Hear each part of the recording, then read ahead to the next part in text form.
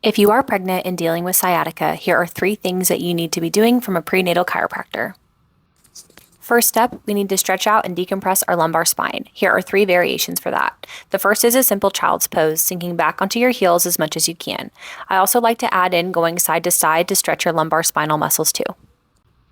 A different variation of that is doing it standing. Hold on to something and pull yourself back, distracting your lower back. And variation number 3 is using a ball, especially if you're far enough along that the other 2 don't feel very good.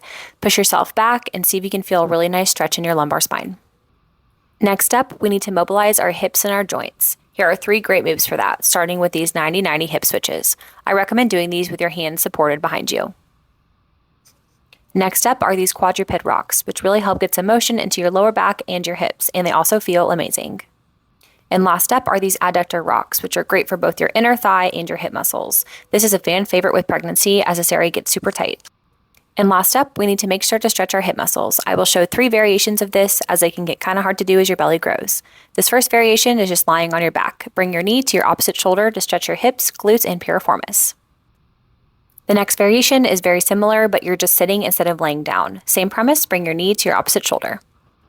And last up is this pigeon stretch. You can either stretch this by bending your bottom leg or to lean forward, but be careful, this one can be pretty tough.